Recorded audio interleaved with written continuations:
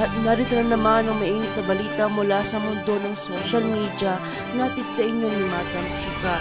Isang malaking kaganapan na naganap sa Senado kahapon na aprubahan ng budget ng Office of the Vice President o OVP na pinangunahan ni Vice President Sara Duterte.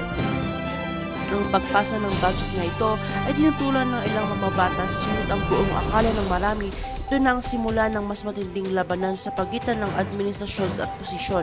Pumukaw ng matinding reaksyon ng kontrobersyal ng pondo at mga pahayag ni Vice President Sara na isang malaking sampal daw sa mukha ng mga kritiko at oposisyon ang pagkapasa nito. Sa kanyang pahayag sa harap ng Senado, sinabi ni Vice President Sara na ang OVP budget ay para sa kapakanan ng mga mamamayang Pilipino ayon sa kanya. Ito ang patuloy na ang Administrasyong Marcos Duterte ay seryoso sa kanilang mga proyekto, lalo na ang mga programa para sa mga kabatang edukasyon at mga batang nangangailangan ng tulong. Ngunit hindi pinalampas ng mga kritiko ang pagkakataon nito na magbigay ng kanilang mga saloobin at sinabing isang malaking sampal daw sa kanila ang mabilis na pag-aproba ng budget na ito. Ang mga politiko na hindi sang-ayon ay nagsabing budget ay hindi pinalampas ang pagkakataon na magpahayag ng kanilang galit. Ayon sa ilang senador mula sa oposisyon, ang mabilis pag-aproba ng budget ay isang indikasyon na hindi nila pinapansin ang mga tunay na pangangailangan ng bansa. Sinasunod nilang pondo na kailangan sa OVP at sinasabing may mga pondo na dapat ay ilaan sa mga sektor na mas nangangailangan ng anong tulong.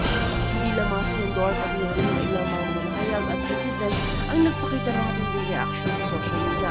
Kumalat ang mga post na nagsabing isang putit lang daw ng pondo ng OVP sa kabuuang budget. Ngunit mas pinili pa rin ng administrasyon na ipaubra agad ito.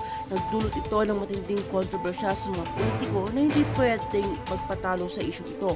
Ang mga kritiko ay nagsabing hindi naman dapat daw nararapat na bigyan ng ganitong kalaking budget ang OVP, lalo na't may mga ibang sektor na kulang sa pondo.